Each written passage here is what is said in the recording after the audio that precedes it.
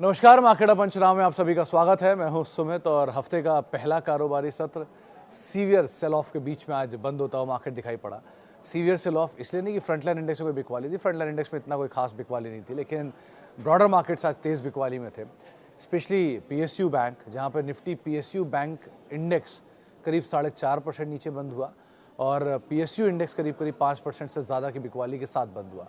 अब क्योंकि PSU index की सारे इंडिसीज में वेटेज है, चाहे पावर हो, चाहे कोल हो, चाहे मेटल हो, तो सभी इंडिसीज के अंदर इसलिए तेज़ बिकवाली आपको दिखाई पड़ेगी। अक्रॉस द बोर्ड पीएसयू में आज बिकवाली आ रही थी, चाहे आप मिड कैप स्मॉल कैप के पीएसयूज देख लें या लार्ज कैप के पीएसयूज देख लें, सब में ही प्रेशर था। तो वो एक्सटेंड हो रहा था। सामने की तरफ सपोर्ट था आज फार्मा से, सपोर्ट था आईटी से, सेलेक्टिव केमिकल से, जो कि थोड़ा बहुत सपोर्ट कर रहा था मार्केट को। लेकिन आज बुरी तरह से बिकवाली थी पीएसई यानी कि पब्लिक सेक्टर एंटरप्राइजेस में, एंड पीएसयू यानी पब्लिक सेक्टर बैंक्स जो थे, पीएसयू बैंक्स, वहाँ पर रियल्टी, एनर्जी, मेटल, ये तीन और ऐसे नाम थे जो कि तेज़ बिकवाली के साथ कामकाज कर रहे थे। और उसके अलावा एडवांस डिक्लाइन के लिहाज से देखा जाएगा तो हर 400 शेयर तेज़ी में और सामने 1800 शेयर बिकवाली के। और ये उस दिन था जबकि ओवरऑल सिचुएशन मार्केट की, ब्रॉडर मार्केट्स की एसजीएक्स के हिसाब से, यानी कि वो गिफ्ट निफ्टी के हिसाब से 100 पॉइंट तेज़ी दिखा रहा था। बैंकिंग, एफएमसीजी शेयरों में आज दबाव था। आईटी, फार्मा शेयरों में आज खरीदारी थी और फार्मा में अच्छे नाम, डॉक्टर रेड्डीज़ हुआ, डिवीस में खरीदारी थी, अपोलो में खरीदारी थी, आईटी में से इन्फोसिस तेज़ी में था, विप्रो में खरीदारी थी, टीसीएस थोड़ा बहुत फ्लैट था, हैवी वेट एचडीएफसी बैंक थोड़ा बहुत टूटा आज 1-1.5% के आसपास। लेकिन मेजर सेल ऑफ आपको आज ब्रॉडर मार्केट्स में या छोटे मझौले शेयरों में ही दिखाई पड़ेगा। अर्निंग का इम्पैक्ट भी चल ही रहा है, सेलेक्टिव अर्निंग्स के ऊपर इम्पैक्ट मार्केट रिएक्ट कर ही रहा है। अर्निंग का लास्ट लैग अप चल रहा है, 7-8 अर्निंग है एफ एंड ओ की कल, और 2 निफ्टी कंपनियां आयशर और हिंडाल्को जिनके नंबर्स आएंगे तो उनको आप देखेंगे। और बाकी एफ एंड ओ की साइड के तो अर्निंग्स हैं ही। कैश के अर्निंग का पीक चल रहा है, धीरे धीरे 14 फरवरी के आसपास ये अर्निंग का पीक आ जाएगा कैश का। सो इस तरह से एक हेवी अर्निंग डे है। नंबर्स वीक है, एनएचपीसी के रिएक्शन आया, हैवी सेल ऑफ 15% नीचे। भारत फोर्ज के नंबर ख़राब नहीं थे, भारत फोर्ज के नंबर अच्छे थे, बट आउटलुक उन्होंने कमज़ोर बोल दिया और उस कमज़ोर आउटलुक के बाद शेयर करीब 15% नीचे चला गया, 10-12% नीचे वो भी रहा। सो ऐसे करके अलग अलग शेयरों में बिकवाली आते हुए दिखाई पड़ी। आज वो पार्क की लिस्टिंग हुई, एपीजे सुरेंद्र पार्क की, बढ़िया लिस्टिंग थी, 15% के आसपास प्रीमियम पे लिस्ट होता हुआ दिखाई पड़ा, 21% ऊपर जाके कहीं बंद होते हुए दिखाई पड़ा। सो एक अच्छे लिस्टिंग के फिगर वहाँ पर देखने को मिले। ऐसे अलग अलग trigger based, news based impact आज स्टॉक में होते हुए दिखाई पड़े।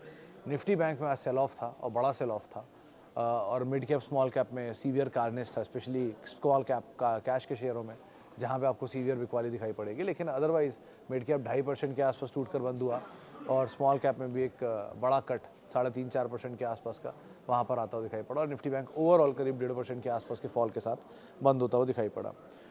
चलिए, उम्मीद करता हूँ आज होंगे सवाल कायदे से बहुत सारे, तो अब सवाल जवाब का सिलसिला शुरू किया जाए और बातचीत किया जाए कुछ दर्शकों सवालों को लेकर भी। सबसे पहला सवाल जो मेरे पास आया है, आशीष लाइव दिख रहा है मुझे तो इनफैक्ट आज।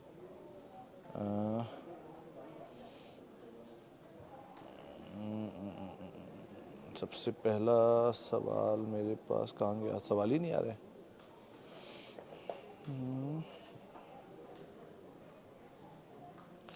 ओके, तो चलिए सवाल जवाब का सिलसिला शुरू कर लेते हैं और बातचीत कर लेते हैं अपने पहले सवाल पर, जो कि आया है कि क्या किया जाए केमिकल स्पेस में। सर, केमिकल में आज इनग्रेविया तेज़ था, 17-18% के आसपास, नहीं 14-15% के आसपास की तेज़ी वहाँ देखने को मिल रही थी। और एक अच्छा अप मूव था आरती इंडस्ट्रीज़ में, जहाँ पे कुछ हद तक बाइंग देखने को मिल रही थी। प्रेशर था बाकी केमिकल स्पेस में, तो जो कंपनियाँ जहाँ पे नंबर्स थोड़े स्टेबल थे क्यू ऑन क्यू बेसिस पर, उनमें थोड़ी बाइंग थी। लेकिन जहाँ सीवियर नंबर ख़राब थे वहाँ पर सेल ऑफ था, और एक बड़ा सेल ऑफ क्योंकि केमिकल स्पेस ऑलरेडी दिखा चुका है। सो कितना डाउन साइड यहाँ से खुलेगा उस पर डिपेंड करता है। जैसे फार्मा में डीवीज के नंबर इतने अच्छे नहीं थे, लेकिन ये ऑलरेडी बहुत टूटा हुआ था, तो शॉर्ट कवरिंग थी आज में, और डेटा भी सजेस्ट कर रहा था शॉर्ट कवरिंग ही बन रही थी, करीब 3% के आसपास पड़ा। सो जहाँ पे ऑलरेडी सीवियर सेल ऑफ था या जहाँ ऑलरेडी सीवियर बिकवाली आई हुई है, वहाँ आप क्या ही इससे ज़्यादा बिकवाली आएगी। मतलब एक सीवियर बिकवाली तो आप एक्सपेक्ट कर ही सकते हैं कि वहाँ ना आए, शायद स्टेबल हो जाए। बाकी अदरवाइज मार्केट में जहाँ पर नंबर ही कमज़ोर है पूरी तरह से, वहाँ तेज़ बिकवाली आपको दिखाई पड़ रही है। इसका एनएचपीसी एग्जाम्पल है, एक तो ऑलरेडी चला हुआ, ऊपर से नंबर कमज़ोर, तो बाजार ने बहुत स्टीप वहाँ पे रिएक्शन दे दिया।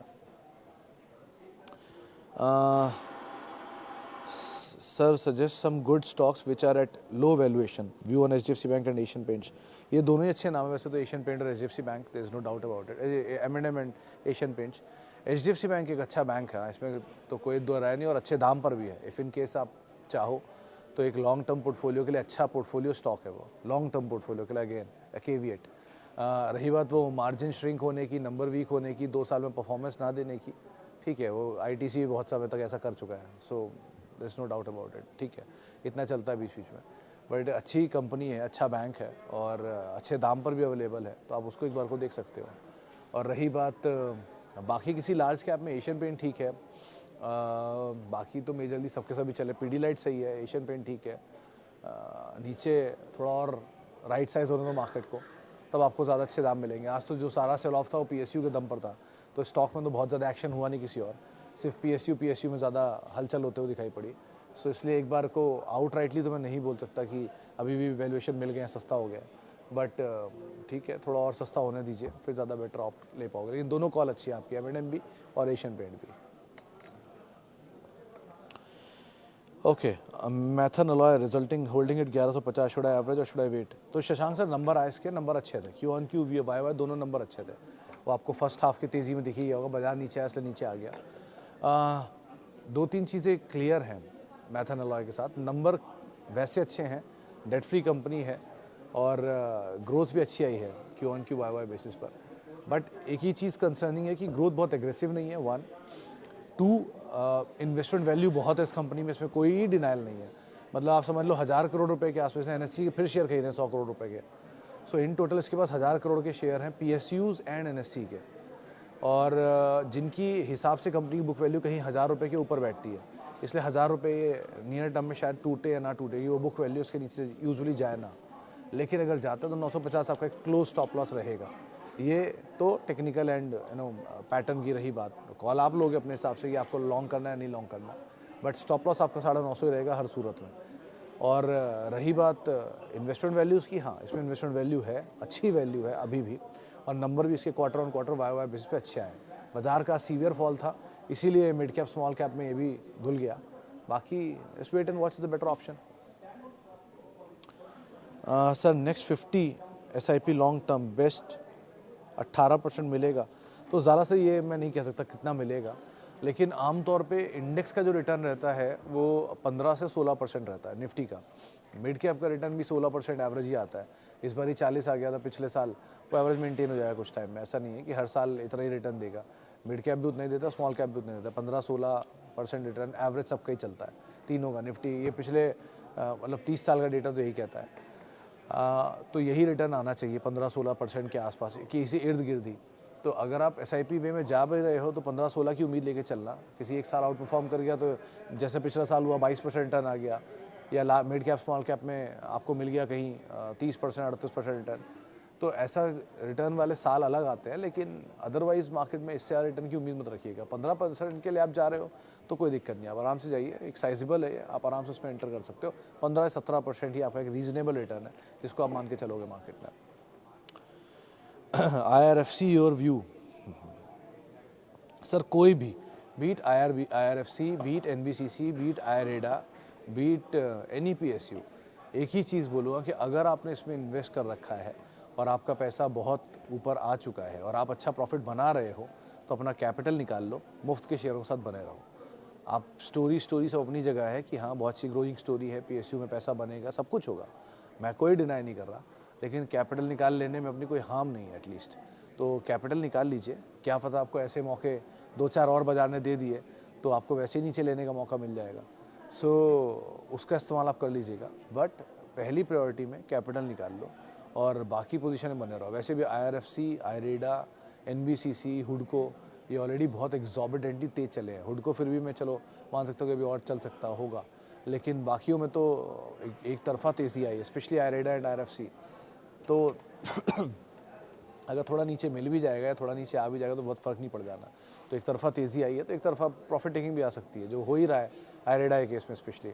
सो थोड़ी प्रॉफिट टेकिंग बनती है मार्केट में और प्रॉफिट टेकिंग आने दीजिए।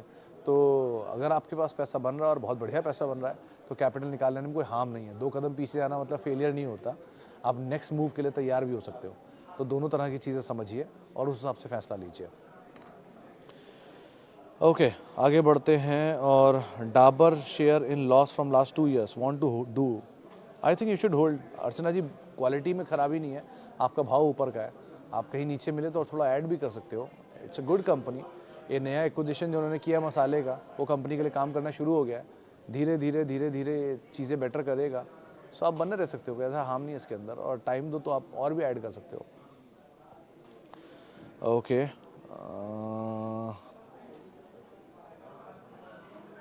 Should I average Mrs Jain साहब, पहले तो बहुत बहुत शुक्रिया आपकी हौसला अफजाई के लिए। और should I average Mrs Bector foods previous buy 1160, मेरे ख्याल से थोड़ा आप यहाँ पे एवरेज कर सकते हो। थोड़ा इसलिए बोल रहा हूँ कि अभी पता नहीं बाजार कहाँ जाए, कितना फॉल, कितना इंटेंसिव फॉल मार्केट में आए। सो बेटर यही है कि ऐसी सिचुएशन जब आती है तो हमेशा आप थोड़ा थोड़ा पोजीशंस को आप ऐड करते रहो, ज़्यादा बेटर है। मिसेस बेक्टर की क्वालिटी में खराबी नहीं है, अगेन वो भी 300 से 1200 गया है, थोड़ा राइट साइज हो रहा है, होने दीजिए, उसके बाद नीचे ले लिएगा। सर निफ्टी के पंकज जी का सवाल है, सर आप निफ्टी के कुछ शेयर्स को नेक्स्ट जनरेशन के लिए पास ऑन के लिए बताते हैं, हम भी ये कैसे करें, जबकि डीमैट तो हमारे नाम पर होता है, फिर ये कैसे पॉसिबल होगा? पंकज सर देखो,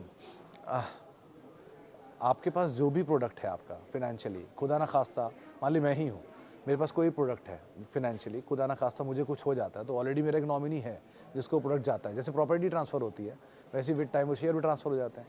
ऐसे बहुत सारे लोगों को मैं जानता हूँ जिनके पास HDFC बैंक उनके फादर ने उनको लेकर दिए थे, और वो आज भी लेके बैठे हैं। वो मर्जर डीमर्जर हुआ तो 2 हो गए, HDFC लिमिटेड और HDFC बैंक के, मतलब 1:1 शेयर मिले थे, तो उनके पास दोनों शेयर हैं और वो आज भी होल्ड कर रहे हैं, उनकी कॉस्ट ऑलमोस्ट नील है।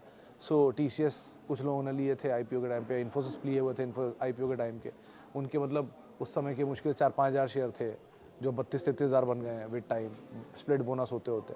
सो ऐसे बहुत सारे लोगों के जनरेशन ऑन पास ऑन होता है, और क्वालिटी ऑफ, अगर क्वालिटी ऑफ कंपनी है तो होल्ड करिए, कोई ऐसा इशू नहीं है। तो वही मैं आपको बोलूँगा, निफ्टी की बहुत सारी कंपनियाँ हैं जिनको आप आज भी होल्ड कर सकते हो, ले सकते हो, पास ऑन कर सकते हो। और ऐसे लॉन्ग टर्म के लिए आपको सिर्फ सस्टेनेबिलिटी चाहिए। 3 पीस जिनको आपको ध्यान रखना है, सिर्फ 3 पीस, पहला प्रमोटर, दूसरा प्रोडक्ट, तीसरा प्रॉफिटेबिलिटी। इन 3 के ऊपर आप हमेशा नज़र रखो। आपको शायद ही कभी ऐसा सिचुएशन आए जो ऐसे फॉल से घबराहट हो, क्योंकि अगर तीनों क्वालिटी है तो हर मारुति विल रिमेन मारुति। वो 10,000 रुपये पे महंगा लग रहा है, 7,000 रुपये पे राइट साइज लग रहा है, 2,000 रुपये पे अंडर वैल्यूड लग रहा है, तो अपने आप ही आपको समझ में आ जाएगा ना, बिकॉज उसकी क्वालिटी को लेके आप एश्योर्ड हो, उसके प्राइस को लेके आप नॉट एश्योर्ड हो। प्राइस आपको एश्योर कर देगा विद टाइम। सो ऐसे करके आप काम कर सकते हो। सो बेटर इज़ कि अच्छी क्वालिटी में रहो, प्रॉफिट। अब आपको अब समझ में आया होगा मैं कभी पेनी स्टॉक क्यों नहीं बोलता, क्योंकि ऐसे फॉल में मैं चाहता ही नहीं कोई फंसे, ऐसा या इसके जैसे और भी फॉल जो आए उनमें, ताकि आप पैसा कम बनाओ भले ही, लेकिन कैपिटल बचा रहे आपका, वो पहली प्रायोरिटी है। बाकी धीरे धीरे अपने आप खुद ही समझदार हो, पैसा बना लोगे मुझसे, मतलब मेरी एडवाइस से कहीं ज़्यादा पैसा अपने आप बना लोगे, बट थोड़ा कैपिटल प्रोटेक्ट करके चलो, अपने आप सब हो जाएगा। चलिए जी, आगे बढ़ते हैं। सर BHEL और वेदांता में क्या करें? सर कैपिटल है तो निकाल लीजिए, और कैपिटल नहीं है तो बने ही रहेंगे अब आप ऑब्वियसली। वेदांता भी अगेन दोनों के दोनों बीट एंड डाउन है, कि BHEL बहुत चला हुआ है, वेदांता थोड़ा कम है, तो वेदांता फिर भी सेफ है to hold instead of BHEL में कैपिटल बन रहा है तो निकाल लो आप। स्नोमैन अगुन साहब, मेरे ख्याल से तो इसमें अगर आप ऐड करना चाह रहे हो तो ऐड कर सकते हो, मतलब बहुत ज़्यादा रिस्क मुझे लग नहीं रहा। अगेन आपका स्टॉप लॉस हमेशा 60 रुपया ही रहेगा, 60 या 55 टू 60 के बीच में कहीं भी, वो आपकी चॉइस है, क्योंकि पहली प्रमोटर की बाय वही थी और लास्ट प्रमोटर की बाय 64 है। सो अब हम उसके बिल्कुल करीब है, तो ये जोन जो है ये आपके लिए एक क्रूशियल जोन होगा आपके स्टॉप लॉस का। और स्टॉप लॉस को आप मजाक मत समझना, एक्चुअल में बहुत हेल्प करता है वो। सो स्टॉप लॉस को ही फॉलो करना, चाहे कुछ हो जाए। आपका स्टॉप लॉस रहेगा 60 रुपया, टू बी सेफ चलो 59 रुपया, और बाकी आप बने रहो, वो आपकी चॉइस है। और ट्रिगर आपको मैं हमेशा एक ही बताता हूँ कि प्रमोटर बाय कर रहा है, इसीलिए मुझे ये लग रहा है कि यहाँ से कुछ अपमूव आना चाहिए। प्रमोटर की बाय अब आती है नहीं आजकल के फॉल में, ये देखना होगा, लेकिन अब तक प्रमोटर इन्हीं लेवल से बाय करता आया है। वो मार्क सर जी, गिरावट कब तक चलेगा? सूरज सर, अगर आप मुझसे पूछोगे तो मेरे को तो लगा गिरावट अभी शुरू भी नहीं हुआ मार्केट में, क्योंकि जिस तरह की एग्जॉर्बिटेंट तेज़ी है 40% की तेज़ी के बाद, यानी आप ऐसे समझो 100 रुपये की 140 रुपये हो गई, और वो एवरेज 140 रुपये की चीज़ अगर टूट के आज कितनी 3% टूटी है ना, 137 ही तो ही अभी भी, चलो और थोड़ा मैं मान लेता हूँ 135 हुई, 130 हुई होगी। सो अभी तो बहुत कुछ बाकी है, लेकिन ठीक है, अच्छी क्वालिटी अभी भी दाम पे मिलने रही है, पहले ही मिल रही थी, थोड़ा थोड़ा ऐड करने की एपेटाइट है तो आप करो। जहाँ जहाँ कैपिटल आप निकाल के बैठे थे और आपको लग रहा था कि हाँ अब थोड़ा समय आएगा तो मैं ऐड करूँगा, वो आना शुरू हो गया है। धीरे धीरे आप ऐड करना शुरू कर सकते हो विद टाइम, लेकिन इतनी जल्दी बाजार गिरेगा नहीं। ऐसा कुछ नहीं कि बाजार में बहुत भारी भरकम गिरावट शुरू हो गई। It is just right sizing, थोड़ा सा करेक्शन, फिर खींचेंगे, फिर थोड़ा करेक्शन, ये चलता रहेगा अभी कुछ दिन। तो रेंज बाउंड ट्रेड की आप उम्मीद रखो। जैसे गया था वैसे नीचे आया, जैसे नीचे आया वैसे ऊपर चला जाएगा, फिर से क्या इशू है। ऐसा मार्केट है, मार्केट तो ऐसे ही उसका बिहेवियर ही है, उतार चढ़ाव। आप उसके उतार चढ़ाव के साथ ड्रिवन मत हो, आप अच्छा अपना शेयर देखो, मिल रहा है आपको ऐड करो, simple. Kotak bank plus hold और not? I think you should hold both of them Pal sahab, even Kotak भी और इवन दिस पॉलीकैप भी।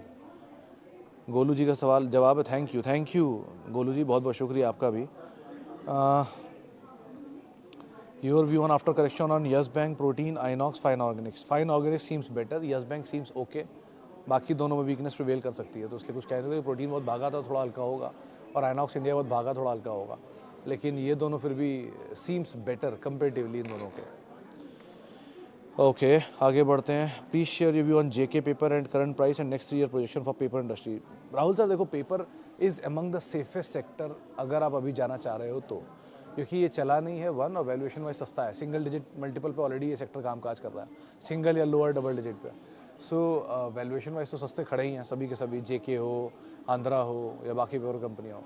सो अगर आप कोई सेफ हेवन ढूंढ रहे हो तो ये एक बार को हो सकता है, बट ये बहुत महंगे प्रीमियम कमांड करते नहीं हैं आमतौर पे। सो एक अप मूव मिलेगा, कब का तो आइडिया नहीं है, ये तो मार्केट में कोई नहीं बता सकता कब क्या चलेगा। बट ये कह सकता हूँ कि हाँ, फिर भी कंपेरेटिवली अगर आप कुछ ढूंढ रहे हो जहाँ पर सब तरफ बिकवाली है और कुछ सेफ हो, तो ये एक बार को फिर भी थोड़ा सेफ कंपेरेटिवली दिखाई पड़ रहा है, तो आप उस हिसाब से देख सकते हो, होल्ड कर सकते हो। नंबर ठीक आते हैं इस वाली पेपर के पूरे के। ओके आगे बढ़ते हैं। Varroc engineering and Rupa company after strong run board stock down 10 से 15%। मोमिन सर, वेरॉक के भी नंबर ठीक थे, हाँ रूपा के भी नंबर अच्छे थे, वाई क्यू ऑन क्यू, लेकिन अभी तो स्मॉल कैप मिड कैप का सेल ऑफ ही खा रहा है हर चीज़ को। तो आपको क्या लगता है, आज भारत फोर्ज के नंबर ख़राब नहीं थे, नंबर तो ठीक थे, कमेंट्री थोड़ी सी वीक आई, उस पर इतनी बुतना दे दिया उसको 15% नीचे।